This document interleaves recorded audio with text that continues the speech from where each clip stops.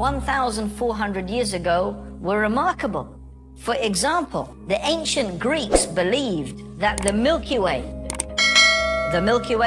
is the band of stars that you can see in the sky. In fact, it constitutes our galaxy. They believed that the Milky Way was produced when a particular Greek goddess was breastfeeding her child, and the child bit her breast and her milk spilled out, and that's how the Milky Way got to be in the universe. That's their legend of how the Milky Way came to be there. Of course, today we probably all had a good laugh at that and how totally ridiculous it is. How come the Qur'an does not have any stories like that? How come the Qur'an does not have any fantastical descriptions of the origin of the universe and the earth? We find it doesn't. We find that what it says can be perfectly, easily, and sensibly reconciled with modern scientific knowledge. No. Indeed, many of the verses preempt what scientists have discovered today. Let's look at some more of the amazing statements in the Qur'an. In the 10th surah, in the 5th ayah, the 5th verse, it says, "It is He," meaning God, Allah, "who made the sun a shining lamp and the moon as a light, and measured out their stages." Now the Qur'an describes the sun as siraj. Now the word siraj means torch, means it's something that generates its own heat and light, whereas the moon is described as a nur.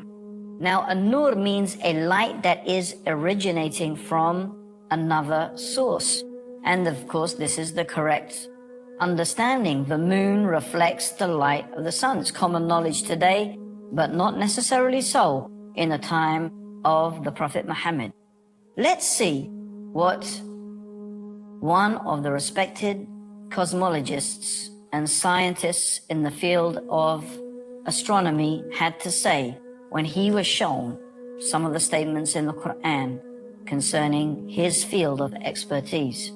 Professor Yoshidi Kusan, who's a director of the Tokyo Observatory in Tokyo in Japan, and this is what he said: "I say, I am very much impressed by finding true astronomical facts in the Qur'an.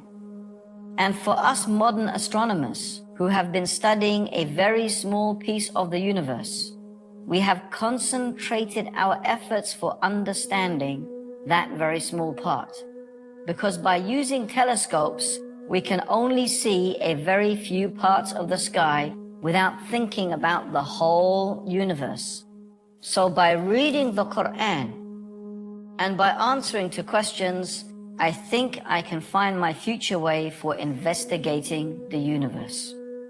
What he's saying is that the one who is writing the Qur'an, the one who is revealing the Qur'an, the one who is speaking the words of the Qur'an, is talking as if he is looking at the whole universe together, as opposed to the scientist who concentrates on observing this bit or that bit of the universe, which is what most astronomers do.